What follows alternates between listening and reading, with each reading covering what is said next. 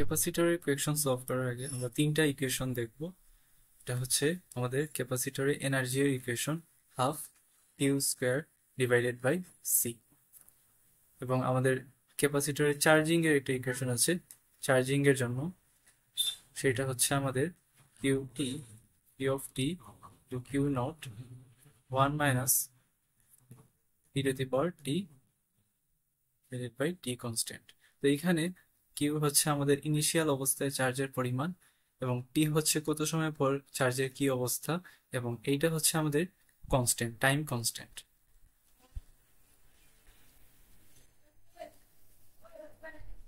এবং ডিসচার্জিং এর জন্য আমরা একটা সেম ফর্মুলা ইউজ করব, সেটা হচ্ছে আমাদের Q of T is equal to আমাদের Q naught E to the power minus T divided by T. এটা হচ্ছে আমাদের ডিসচার্জিং এর জন্য, আর এটা হচ্ছে আমাদের চার্জিং এর জন্য। তো এখন যদি আমরা কোয়েকশনটা দেখি, এখানে বলা হয়েছে, আচ্ছা আমাদের কোয়েকশনে বলা হয়েছে ইনিশিয়াল অবস্থায় আমাদের চার্জের পরিমাণ যদি কিউ নট হয়, তাহলে কত সময় পর আমাদের চার্জ এই চার্জের পরিমাণ হবে এটার 1/4। তো আমাদের সেই সময়টা টাইমটা বের করতে বলা হয়েছে। তো এখন যদি আমরা, যেহেতু আমাদের ডিক্রিজ হয়েছে, সুতরাং আমরা বলতেই পারি এখানে হচ্ছে ডিসচার্জিং।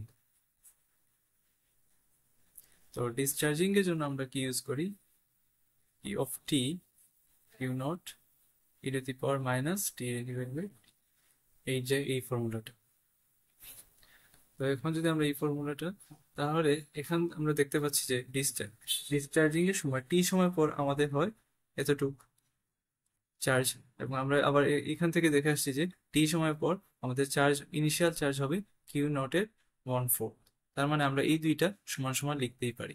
তাহলে আমরা যদি এখানে লিখি যে Q naught by 4 is equal to Q naught E to the power T divide by, এইখান থেকে জাস্ট নর্মাল ক্যালকুলেশন করলেই আমাদের আনসার বের হয়ে যাবে। যে এখন যদি আমরা নেক্সট কোয়েকশনে মুভ করি, তাহলে এই কোয়েকশনে জাস্ট এনার্জি রিলেটেড আসছে কোয়েকশনটা, সেম কোয়েকশনই। এখানে আমাদের বলা হয়েছে যে ইনিশিয়াল অবস্থায় আমাদের যদি এনার্জি হয় এতটুকু, তাহলে টি সময় পর, কত সময় পর আমাদের এনার্জি হবে ইনিশিয়াল অবস্থার 1/1/4। এই টাইমটা আমাদেরকে বের করতে বলা হয়েছে। ফার্স্টে ছিল শুধু চার্জ রিলেটেড, কিন্তু এখন আমাদের এনার্জি রিলেটেড কোয়েকশন।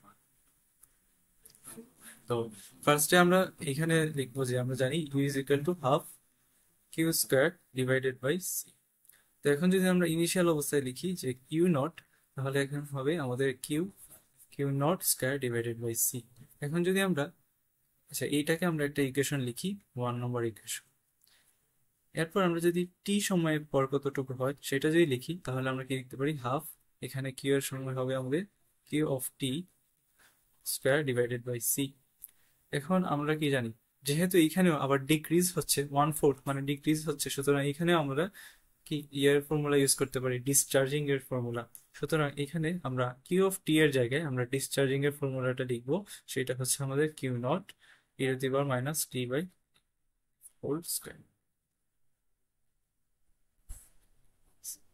এখন আমরা যদি এটাকে একটু আলাদাভাবে লিখি যে Q naught square divided by c, এই পার্টটাকে যদি একটু আলাদাভাবে লিখি, এবং মাইনাস টি বাই, এখানে যেহেতু স্কোয়ার ছিল সুতরাং এখানে ট্রুটি হয়ে গেছে, এবং এটা আমাদের ই অফ টি। তো এই ইকুয়েশন দ্বারা কি বোঝাচ্ছে, তো এইটা দ্বারা আমরা কি জানি যে ইকুয়েশন 1-এ ছিল আমাদের u naught is equal to half q naught square divided by c. এই পার্টটাকে আমরা কি কি লিখতে পারি, ইউ নট।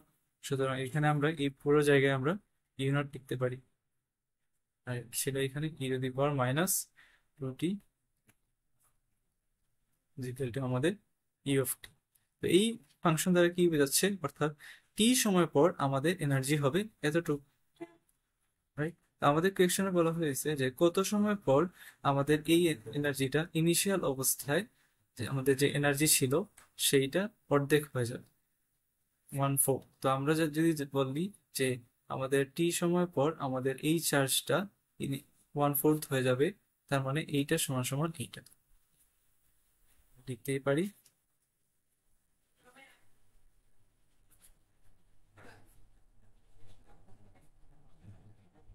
তারপর জাস্ট নর্মাল ক্যালকুলেশন করলে এখানেও আমরা আনসারটা বের করতে পারি। এই যে